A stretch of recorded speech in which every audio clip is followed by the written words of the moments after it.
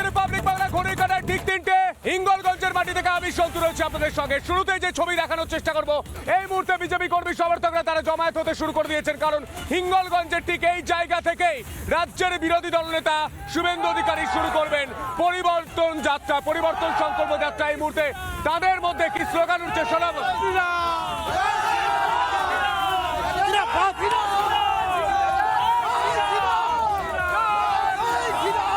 আজ তো রাজ্যের বিরোধী দলনেতা শুভেন্দু অধিকারী আসছেন, কি বলবেন এই হিঙ্গলগঞ্জের পরিস্থিতি?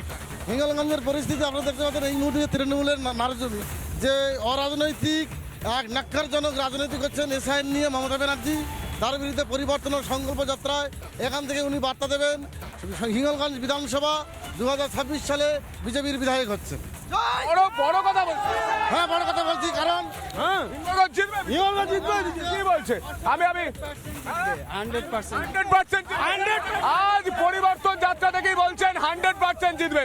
আমি কথা বলার চেষ্টা করব, আমি কথা বলার একটু চেষ্টা করি। কি বলছে মানুষ? বলছে তো 100% হিঙ্গলগঞ্জ জিতে।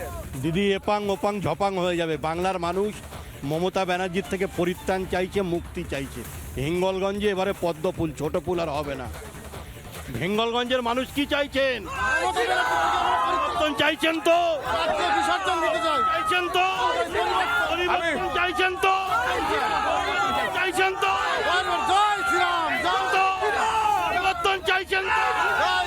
পরিবর্তনের কথা বলছে। এই মুহূর্তে ছবিটা আরেকবার দেখানোর চেষ্টা করবে। ইতিমধ্যে বিএসএফ এর আধিকারিকরা তারা আসতে শুরু করে দিয়েছেন, কারণ সিকিউরিটির দায়িত্বে শুভেন্দু অধিকারী যে কোনো জায়গায় সভা হলে বা জনসমাগম হলে সেখানে কিন্তু বিএসএফ কে সিকিউরিটি দিতে হয়। ইতিমধ্যে বিএসএফ আধিকারিকরা আসতে শুরু করে দিয়েছেন। বিএসএফ এর গাড়ি ঢুকছে, আমরা দেখতে পাচ্ছি যে বিশেষ সুরক্ষা শুভেন্দু অধিকারীকে দেওয়া হয়েছে। তারই পরিপ্রেক্ষিতে বিএসএফ আধিকারিকরা তারা আসছেন এই মুহূর্তে সেই ছবি, এবং আমি দেখানোর চেষ্টা করবো যেখান থেকে পরিবর্তন যাত্রা শুরু হবে সেখানে এভাবেই অটোই করে স্থানীয় লোকজন আসতে শুরু করে দিয়েছেন। এই মুহূর্তে কথা বলার চেষ্টা করবো। দাদা, সকাল থেকে ককে বটো নিয়ে এলেন? ককে 5K বটো, অটোতে মানুষ আসছেন। আমি কথা বলার চেষ্টা করবো। দাদা, মানুষ বলছে হিঙ্গলগঞ্জে পরিবর্তন হবে, আপনি আশাবাদী? কি করে পরিবর্তন হবে? আপনাদের বলছে লোকই নেই। দেখুন, হাজার হাজার লোক এখনো পুলিশ আটকাচ্ছে রাস্তাতে। নদীর ঘাট, যে ফেরিঘাট, সেটা আটকে দিয়েছে। তবু মানুষ বিকল্প পথ ধরে পায়ে হেঁটে চলে আসছে, হাজার হাজার মানুষ। একটা অটোকে জিজ্ঞাসা করলে বলে 5 খেপ দিয়েছে লোক নিয়ে। প্রত্যেকটা অটো কেউ 5 খেপ, কেউ 10 খেপ, কেউ 8 খেপ, সব চলতেই আছে। মানুষ আসছে।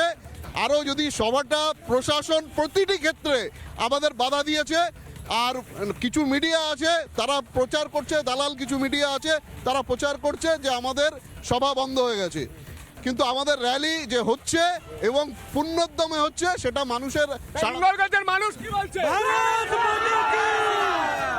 ভারত মাতা কি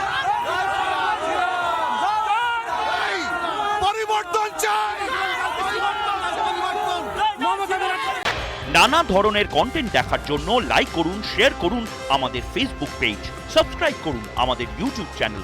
পাশাপাশি অন্যান্য ব্রেকিং নিউজের জন্য অবশ্যই চোখ রাখুন রিপাবলিক বাংলায়।